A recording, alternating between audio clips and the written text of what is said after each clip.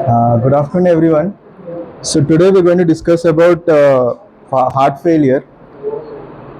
So, okay, let's start. So you all are very familiar with the topic. So heart failure is a clinical syndrome. So with symptoms and signs by a structural and functional cardiac abnormality.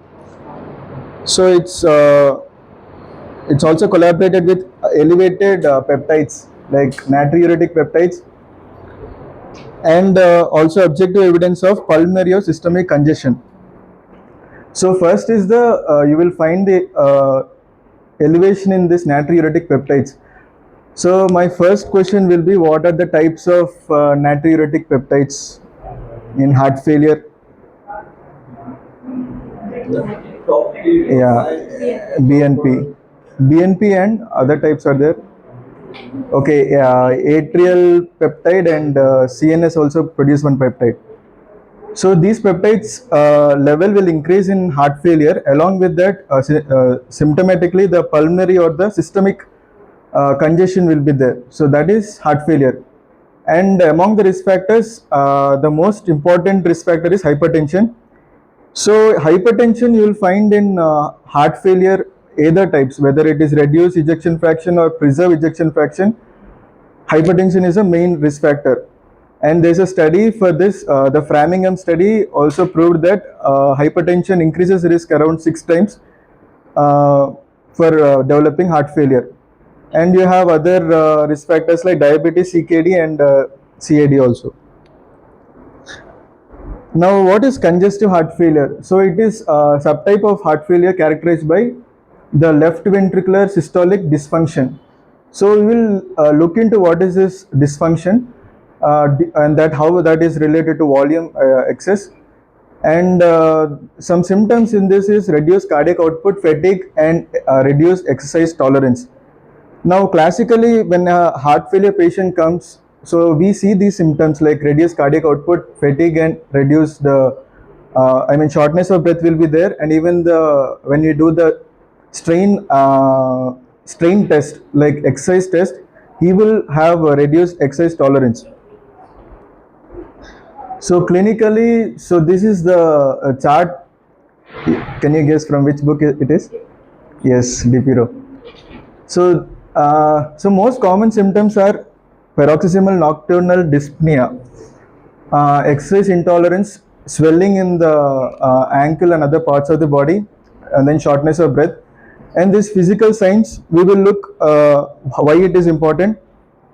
So important signs are S3 gallop, chain stroke respiration, cardiomegaly, and also in some cases like in heart failure with preserved ejection fraction symptom. In physical examination, you will find hepatomegaly also in preserved ejection fraction. So important laboratory parameters are like BNP, NT-proBNP, ECG, echo, chest X-ray, and then also we look at hyponatremia and hypokalemia. So this is New York Health Association classification. So there are five. So they classified heart failure into 5 categories. So now when you look the first stage, stage A is where the patients are risk for heart failure. So without current or prior symptoms, so we will look at biomarkers, then we will look at key risk factors. So like that we have 4 different stages. Stage A is the advanced stage. Sorry, stage 4 is the advanced stage. And this is ACC and ejection based on the ejection fraction classification. So according to this ACC, the American Health Association, so they again classified into 4 stages. So where in the stage A, when the patient, when we evaluate the risk factors only, in the second stage of heart failure, you will see also the structural modification in the heart. And third stage, you will see how symptomatically he has seen with heart failure symptoms. So in stage D, it is an advanced stage where we give the GDMT, the guideline based therapy. So based on ejection fraction, now the most important types are reduced and preserved ejection fraction, and but recent guidelines shows that two other types are also added. So in reserved ejection fraction, the value is less than 40%, and preserved is more than or equal to 50%. Now, etiologically, so heart failure is described as either being low output or high output, where majority of the cases we look is low output heart failure. So, okay, so now here we'll see the low output or systolic dysfunction, diastolic dysfunction, and high output. So, as I said, the low output type of heart failure is the most common one, where physiologically you see that the hyperfunctioning of left ventricle will dilate the heart ventricle, then the ejection fraction will be less than 40%, and you will see the S3 gallop sound. So this is one unique sound in heart failure with reduced ejection fraction, where you will hear the third sound, that S3 heart sound. So important factors is decreasing contractility and increase in afterload. I'll just brief what is this. We'll just briefly discuss afterload, preload, and other forces. Then you have other types: diastolic dysfunction and high output failure. Now this high output heart failure is uncommon type. We will look in detail some other. So now the diagnosis. So in heart failure patient, the first thing you see in physical is the weight gain. So whether he gains, so normally they will gain typically more than 5 kgs. So you look at the weight gain, and you also look at the symptoms of congestion. So as you know, the shortness of breath is a very important symptom in heart failure. So that is one sign you will look. Then paroxysmal nocturnal dyspnea. Okay. So what is the evidence of low cardiac output? Extreme fatigue, hypotension, and cool extremities. So you just go through the. I'll send the slides later. You can go through the other the important diagnostic features. So high output failure is the heart is healthy, and it pumps even high amount of blood, and there is increased metabolic demand. So in conditions like hyperthyroidism and anemia, there is an increased demand. So in this type of condition, you will find the incidence of high output failure, where the cardiac output is increased. The cardiac, the fluid, the end diastolic volume in the ventricle will be more. That increases the demand. So that increases what you call. So we need more pressure in order to eject the blood from the ventricle. So that is high output failure. So heart becomes exhausted from increased workload.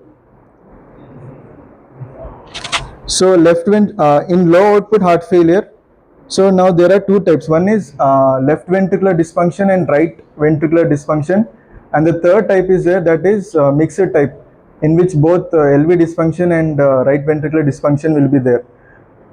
Among them, so left ventricular dysfunction is the most common form. So it is often the right ventricular dysfunction is secondary to the left-sided. So first you will find the incidence of left ventricular dysfunction, followed by the right ventricular dysfunction. In some certain cases, you will find the both ventricles affected. So we call it biventricular heart failure.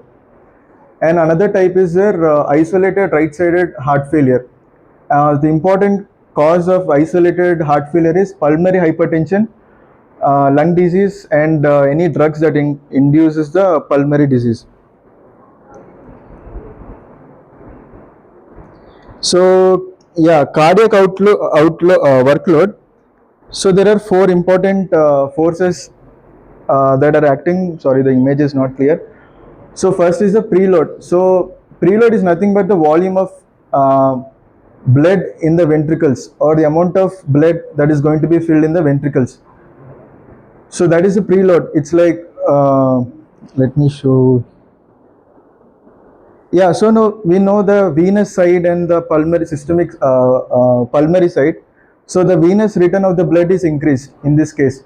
So in cases of hypervolemia, so what happens? The venous side, the blood volume is increased. So that will increases the workload on the heart. So amount of blood that enters the heart is increased. So when the volume increases, then you will find the the ventricular diastolic pressure increase. Then the ventricular muscles will stretch. It will develop the increased tension, and thereby it increases the workload. So let's see the factors that affects the preload. So decrease in the preload is due to decreased venous volume. So if the volume, so venous side volume, if it is decreased, then the preload also will decrease.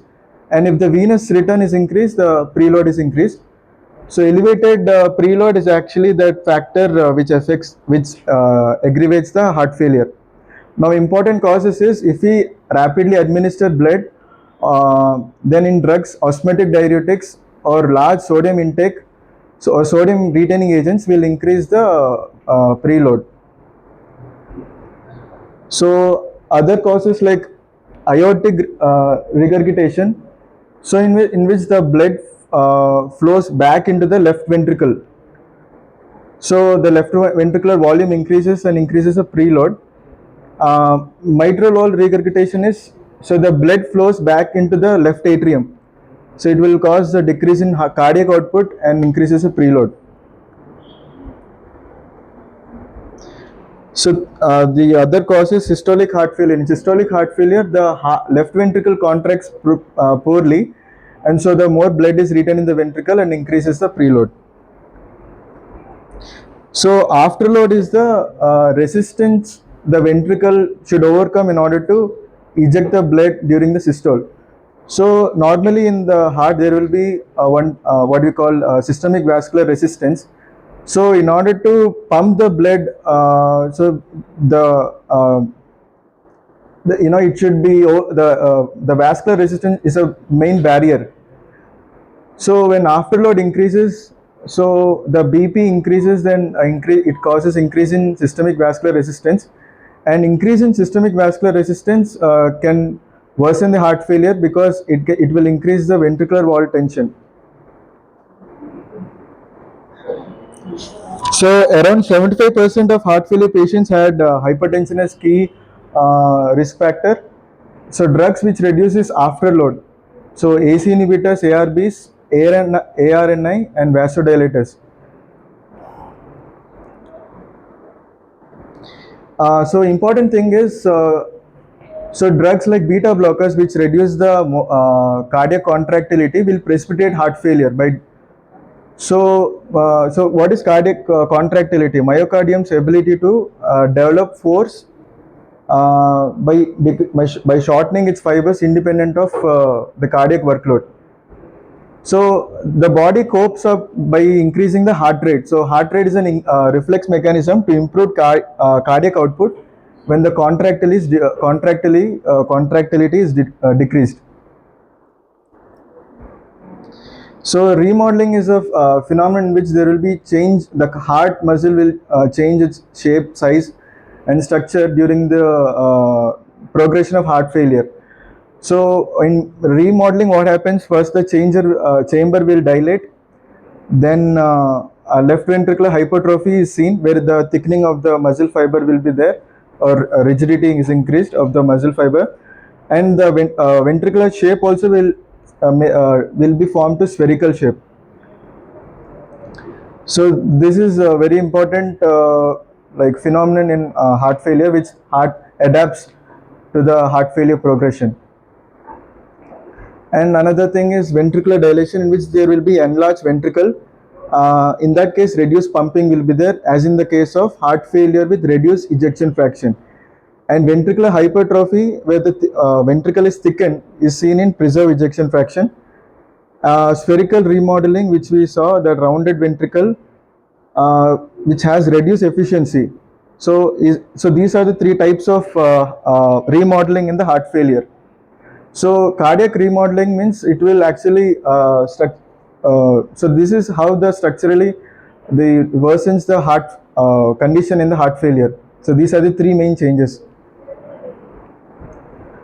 Oh, so, okay. So just we discuss this one. And signs and symptoms. So this is a very important table. So please remember one thing, that in right ventricular heart failure, in the subjective evidence, you will have only peripheral edema. Whereas all the symptoms which we typically say of heart failure, like dyspnea on exertion, shortness of breath, PND, weakness and fatigue, these are all symptoms of left ventricular type of heart failure. So this is important because we'll discuss regarding this. And there is orthopnea. And objectively, you will find the left ventricular hypertrophy in left ventricular heart failure. You will also find this rails and S3 gallop rhythm, as we discussed in reduced ejection fraction. Reflex tachycardia, and also in renally, the bun also will be elevated in left ventricular heart failure. In right ventricular heart failure, you will see significantly weight gain, neck vein distension, hepatomegaly. So let's now you just see this. Now we are going to discuss few drugs in outline, so not in depth. So in heart failure with reduced ejection fraction, we are going to see how the management is. Now these are two patients with same reduced ejection fraction, so they will have similar ejection fraction. But you see the risk of the patient one is 4.7 and the risk of second patient is 41.6. So what is the main difference here? As you can see here, he has normal sodium, there is sodium is low, and here hemoglobin is okay, normal, slightly normal, and there it is 10.1, and the oxygen saturation here is 78% and there it is 48%. So these are a few other parameters that affect the heart failure. So heart failure, so it should be individualized. So based on ejection fraction alone, we cannot say so who is at high risk or low risk. So we need to assess the renal function, we need to assess the sodium level, hemoglobin, and exercise capacity. So it should be like individual based. So if the patient is having low risk, then we can optimize on GDMT, which is the 4 pillars of heart failure. And if it is high risk patient, then we have to give aggressive therapy, we have to give devices, etc. So so this is the GDMT for heart failure. So so these are like the pillars of the building. Now you see the first pillar is beta blockers, second one is ARNI, SGLT2 inhibitors, third pillar, fourth pillar is mineralocorticoid receptor antagonist, and 5, 6, 7, 8 are there's the secondary drugs. So these first 4 drugs are called first line agents in heart failure.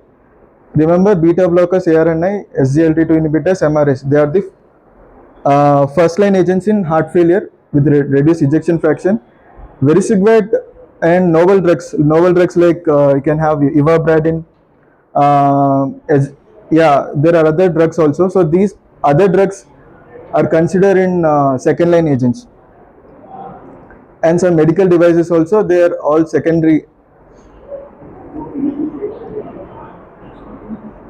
So this is what I was telling. Isosorbate, digoxin, ivabradine, vericiguat are second line, whereas ACARB, ARNI, they are first line, beta blocker also. So these 4 are first line agents in heart failure, and the down 4 are second line agents. So beta blockers, we know it decreases the heart rate, and it decreases the myocardial oxygen demand and decreases the cardiac outload. So now common side effects are bradycardia, hypotension, bronchospasm. So previously these drugs are contraindicated in heart failure because of the negative inotropic effect. Now they are given in combination with AC inhibitors, and they are recommended for all heart failure with reduced ejection fraction unless contraindicated due to other conditions. So benefits include like it decreases the mortality rate and hospitalization and increases the quality of life. Then approved beta blockers are, so these three are approved beta blockers: metoprolol, succinate, bisoprolol, and carvedilol. So these three are approved beta blockers in heart failure with reduced ejection fraction. And ARNI. So okay, I just want to ask, how many of you are familiar with this drug? This sacubitril and valsartan. Can anyone just voluntarily explain in maybe the mechanism?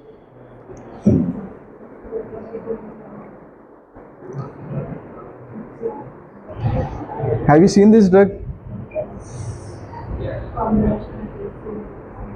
So generally at what stage we give?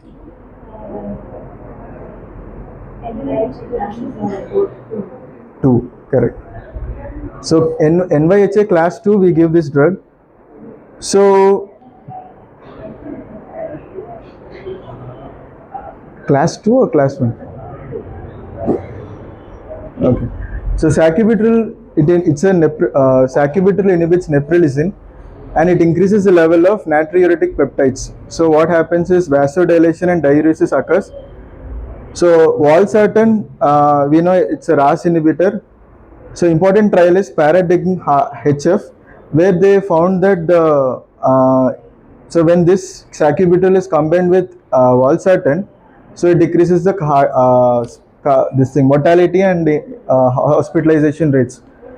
So important thing about ARNI is it is class 1 recommended. So it is beneficial in preserve ejection fraction.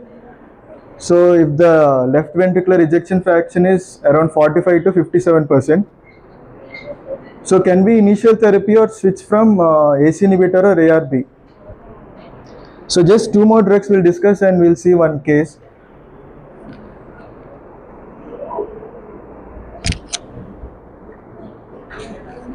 So yeah, next is DAPA. So you're also very familiar with this drug. So DAPA it inhibits the sodium and glucose reabsorption. So other than that, in heart failure, it decreases the preload and afterload. So that's why they're giving in heart failure patient. But some adverse effects are there. So one is genital infections risk is high. Then AKI and ketoacidosis are rare phenomenon, and they are considered also class 1 therapy, reducing heart failure hospitalization. So in same class like diuretics. So important thing to note down with SGLT2 inhibitors is it should be avoided in some particular patients. For example, type 1 diabetes, they don't give this drug. And if the diabetes is complicated with diabetic ketoacidosis, we will not give this drug. Then if there is symptomatic volume depletion, for example, end-stage kidney disease when GFR is less than 20, and if the patient has any history of UTI or genitourinary infections, so in that case also we will not give SGLT2. And if the patient has any risk factors for foot amputation like neuropathy or any previous foot ulceration, so these are some important precautionary measures when we are giving when to avoid SGLT2 inhibitors. And another novel drug is SGLT2 inhibitor, which improves the endothelial function and enhances the nitric oxide. So it reduces the hospitalization in high risk patients. It has minimal side effects. One side effect which common with this is anemia and hypotension. And limitations, it's not beneficial in preserve ejection fraction, but we see only in reduced ejection fraction. So the last drug we'll discuss is the aldosterone antagonist spironolactone eplerenone, and you know the novel drug in this finerenone, so which has reduced hyperkalemia risk and which is better profile than the former approved drugs. So they prevent mainly why they are used is they prevent the sodium retention. We know when sodium load is increased, the heart failure also will be progressive. So that's why these drugs are given, because they block the sodium retention. Some important trials mentioned, and it is recommended in NYHA class 2 to 4 in reduced ejection fraction. Okay, just one case I want to discuss.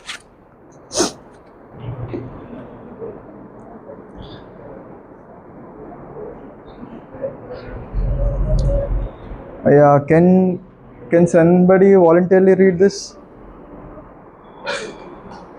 Yeah.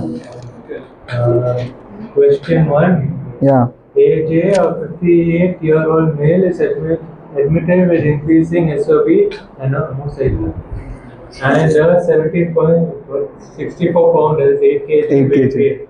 2 weeks before admission, he noted the onset of dyspnea on exertion, DOE, after one flight of stairs, orthopnea, and ankle edema. Since then, his symptoms have worsened. He has also noted episodic bouts of paroxysmal nocturnal dyspnea (PND), and he has been able to sleep only in a sitting position. AJ reports of productive cough, nocturia 2 to 3 times a night, and edema. Okay. Answer is Okay. So what are the key symptoms you find in this patient? AJ is this one, weight gain. orthopnea, PND. How many factors are there? Just count and tell. Okay, dyspnea on exertion, ankle edema. 7, 8 are there.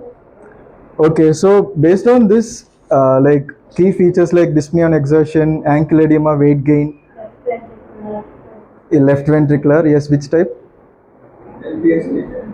Okay, wait.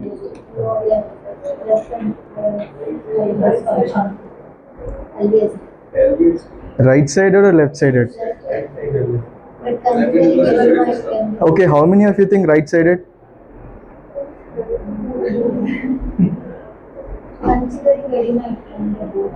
I was surprised. Okay. Okay, it is left sided, but more particular. R are preserved.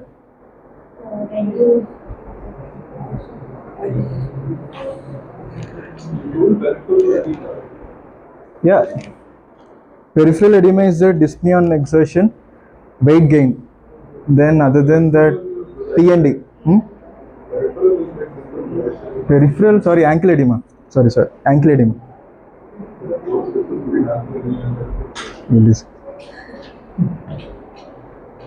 Okay, so this is actually, okay, based on ejection fraction, it is reduced heart failure, but this is acute decompensated heart failure. So reasons is edema, weight gain, shortness of breath, and orthopnea. So okay, now presenting complaints, you just we saw now, and one more thing is productive cough is also there. Okay, so next question is, okay, which symptoms indicate left-sided heart failure and which symptoms indicate right-sided heart failure? Okay, first one.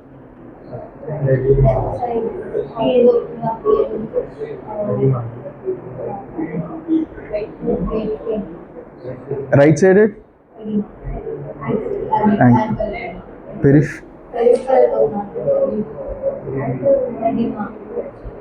So yeah, all this. So okay, I have to I'll show you that detailed case. He has hepatomegaly also, edema, then positive hepatojugular reflex.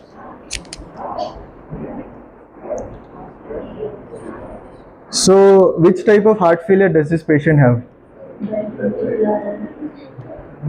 Mixed, no? Yeah, mixed. Now physical examination shows that his BP is high. Then he has necks are distended. Yeah, S3 gallop is heard. Then liver is enlarged. Positive hepatojugular reflex. and he has 3 plus pitting edema. What is 3 plus pitting edema? Okay, we'll see that. Then chest examination shows that he has rales and bronchi.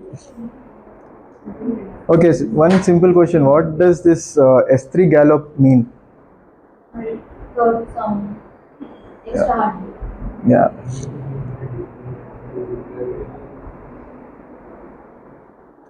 So yeah, I think it's in increased volume overload and particularly in LV dysfunction. Remember S3.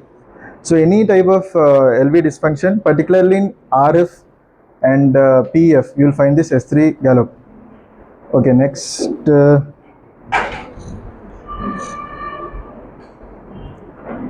So what does displaced apex beat indicate? So what? So this apex beat means that. So we have the sixth intercostal space, 12 centimeters from midline. So there is a gap in the midline. So what does it mean? So we have this detail given in the physical examination.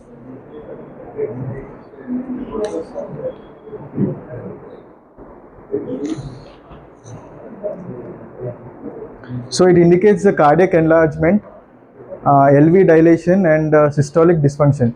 So LV dilation and particularly if the LV dilation is there, you will find this sixth line what do you call?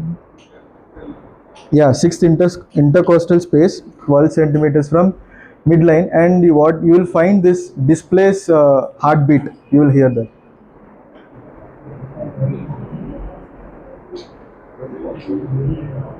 Okay, in lab findings, you see that BNP is high. BNP high, no? So BNP is very high. Sodium is low. Potassium is 3.2. Magnesium 1.5. 140. Creatinine is 0.8.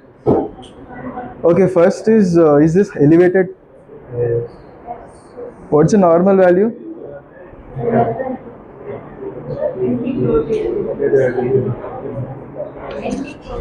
125. Less than 100 Less than 100. picograms. Okay, yeah, it's less than 100. Normal it is less than 100. And yeah, this patient has severe heart failure.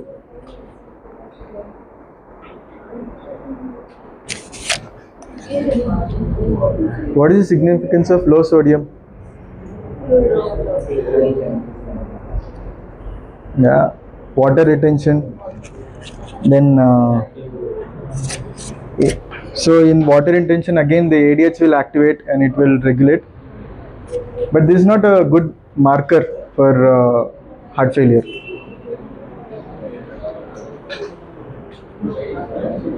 Why is potassium low? Actually, I'll okay, this patient is on hydrochlorothiazide.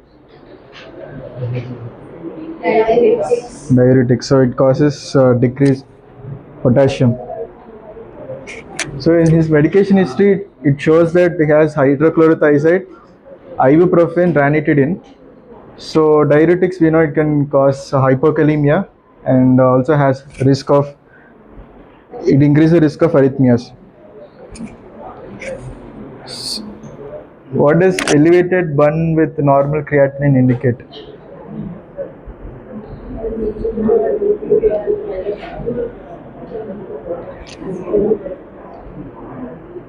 Pre-renal azotemia. He has that azotemia.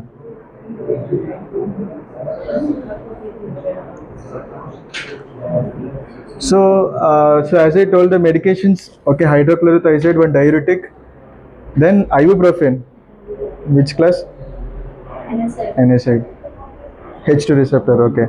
So one question is, which of these drugs can cause or increases the risk of heart failure? Or you can say contraindicated.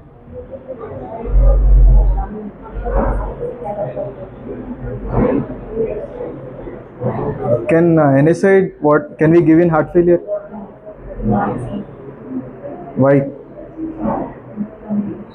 Edema. Yeah. Bleeding is okay, but mainly edema. Like amlodipine, if you give the ankle edema, you'll increase the pitting edema. So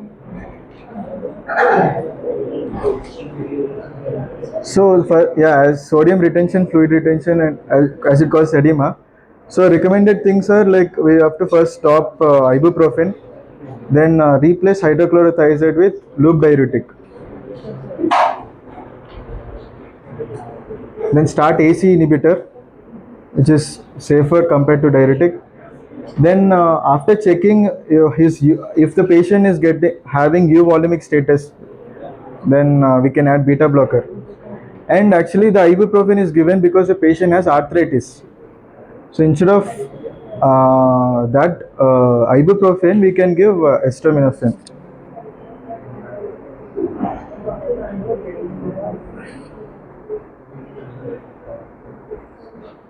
Yeah. And other important things. Actually, the patient was also having IV sodium chloride, naficillin, ticarcillin. So these are the high sodium IV drugs. So these are the drugs which can again potentiate. Okay, what is the major risk factor out of all this in this patient? Like hypertension is there, IV, NSAID, and his age. And so comparing these four factors, which is the most important risk factor in his case? Okay, his BP is 160 bar 90. 100. Okay. Yeah, hypertension. So what does cardiomegaly indicate?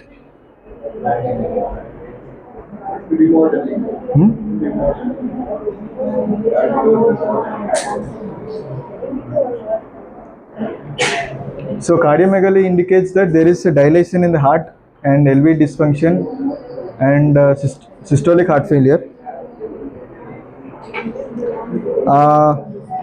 So what is the type of heart failure?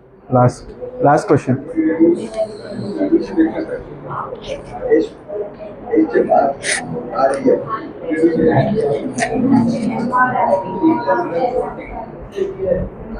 Yeah, it's reduced ejection fraction.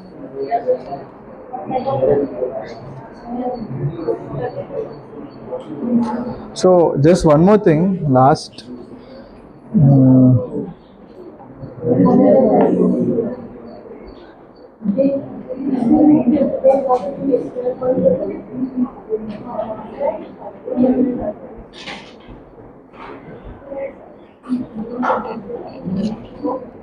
No, just a minute. Pause, please.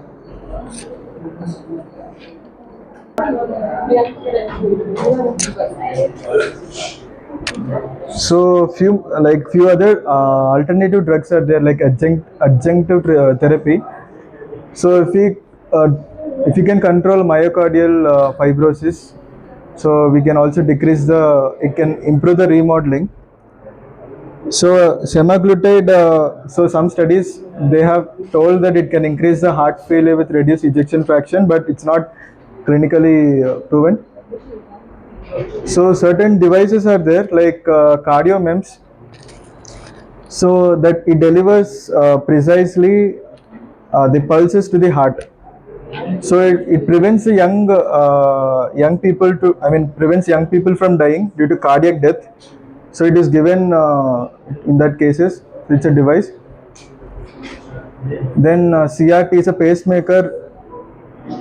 So the lead goes directly to the right atrium, and so it is bestly approved if the patient has LBB, so left bundle branch block, and wide QRS. So mitral valve repair and advanced heart failure treatment, we have LVAD. So this is the LVAD. So as you can see, the old man is having that thing. It's already connected. The lead is connected to the heart, and there will be one device he will keep in his pocket, and he can walk and do all the regular activities. So cardiac rehabilitation, so the exercise and all. So first phase happens in hospital, second after discharge. So post discharge he has to be in rehab centers and he should do exercise. It will increase the quality of life. And statins indirectly it can reduce the progression of heart disease. Oxygenation and potassium binders also it can prevent hyperkalemia. Okay, this is again important. So if heart failure with reduced ejection fraction is there, then he has hyperkalemia. The potassium is corrected by giving MRAs. So and it also has better outcomes. With preserved ejection fraction, both hypo and hyperkalemia. So hypokalemia is correct normalized without adding MRAs, and hyperkalemia often leads to RAS. I mean the AC inhibitors to discontinue in preserved ejection fraction. And in reduced ejection fraction also we can discontinue RAS inhibitors if hyperkalemia is seen.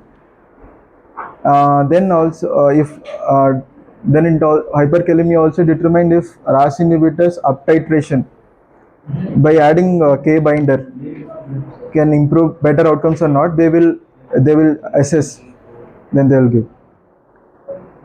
Then just I want to just tell like we have some drugs. Yeah, you read about this Anakira in anti-inflammatory therapy. Then there are some stem cells therapy. So I mean it's not approved yet. Limited evidence is there. Then reflex activation therapy is there. Then ECMO. This is also very important. You just read about it. Heart transplant. Then this is the very novel, and many drugs have been in the market out of India. In India also one drug came. So it targets one particular gene called PCSK9. So it's a RNA therapy that also has an important applications.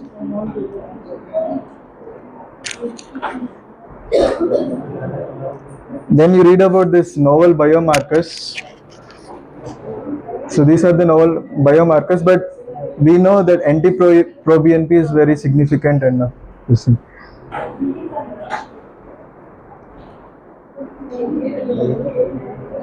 And 3D echo also is came up in the market.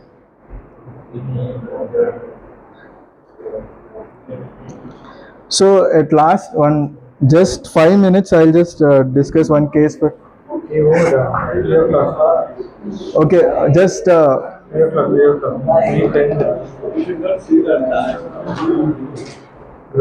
Okay, for very secret, one case is there. Just read this last case. Over. What? Read. Parameter, okay, findings. Age, sex, okay, so something. So okay, there's a case where we give very Vericiguat, okay, so we are reading that case. So in this case, first the GDMT is optimized, meaning that 4 pillars of heart failure, no? ACE, ARB, ARNI, beta blockers, MRA, then SGLT2 inhibitors. So he's optimized on this, but still his heart failure ejection fraction is not improved. So in that case, we are adding Vericiguat and seeing how it's improving. So these are the parameters. Again, you see the breathlessness and pedal edema is there. So baseline ejection fraction is too low, 22%. So Vericiguat, how it's given. So okay, yes, these are the drugs he is already on. He is on beta blocker, MRA, SGLT2, loop diuretic. So at discharge he has 2.5 mg